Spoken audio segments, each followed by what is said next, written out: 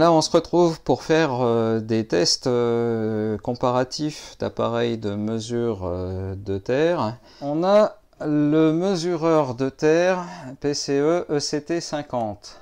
Donc celui-ci, pareil, en termes de mise en œuvre, c'est très simple. On branche et on va lire le résultat.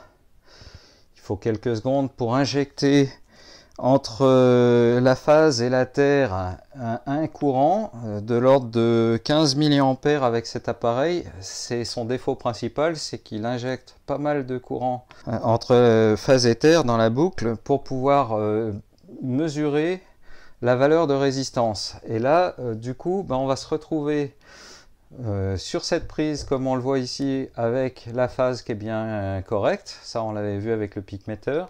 Donc, phase à droite.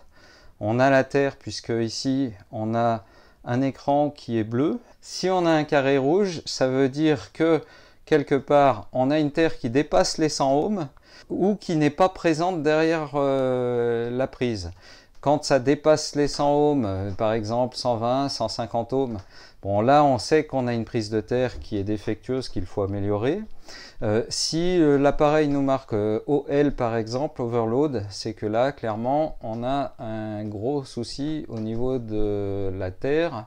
Soit il n'y a pas le fil de terre derrière, soit elle est carrément complètement défectueuse. En dessus de 2000 ohms, on peut considérer que c'est comme s'il n'y avait pas de terre. Ensuite, on peut avoir ici un petit élément qui s'affiche quand il y a un problème de prise.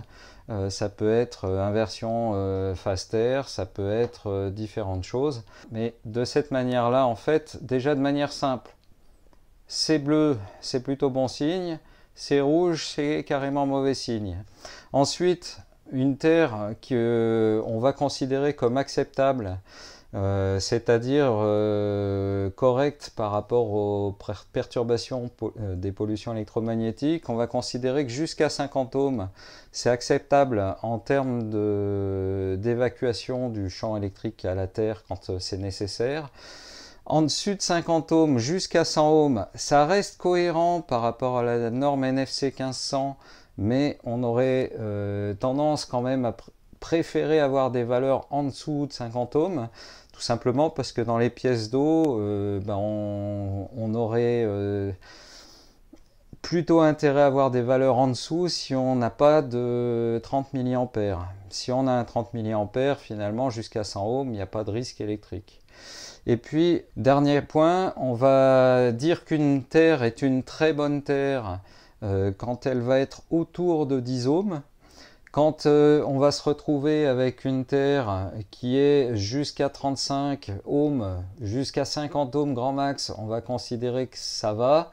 Idéalement, on essaye de la faire descendre autour des 10 ohms. Quand elle est comme ici à 5 ohms, on pourrait se dire c'est une très bonne terre, mais elle serait presque trop bonne, entre guillemets. Idéalement, il faut avoir un petit peu de résistance de terre quand même. C'est ce qu'on considère comme le meilleur en termes d'électricité biotique. Idéalement, autour de 10 ohms, on va considérer que c'est une très bonne terre. Donc là, quelque part, à 5 ohms, on dit bon, c'est une très bonne terre.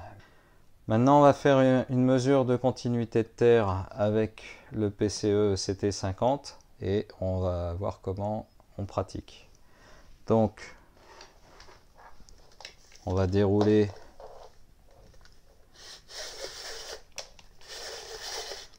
le câble.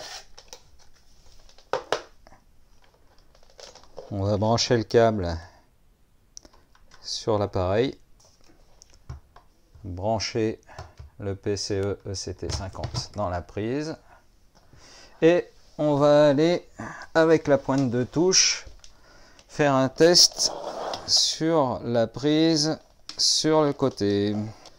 Donc là, on va tester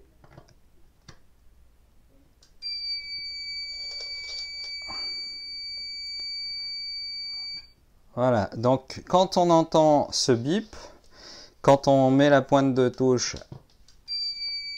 entre les deux, c'est qu'il y a bien une continuité de terre. Et en clair, il y a moins de 2 ohms d'équipotentialité entre la prise que je viens de tester là et le testeur sonore qui marche avec l'appareil de mesure de terre. Donc ça, c'est un moyen pour tester essentiellement rapidement toutes les prises sans avoir à déplacer l'appareil, pour vérifier qu'il y ait bien une terre sur le système. C'est utilisé par les électriciens pour ça. Et puis, quelque part, ça peut être intéressant de vérifier s'il y a une continuité de terre entre la prise derrière un radiateur électrique, par exemple, ou même un radiateur non électrique, un radiateur avec des canalisations métalliques. Et dans ce cas-là, on vient tester la canalisation métallique et on voit si la liaison équipotentielle a bien été mise. Et de cette manière-là, c'est assez facile à faire.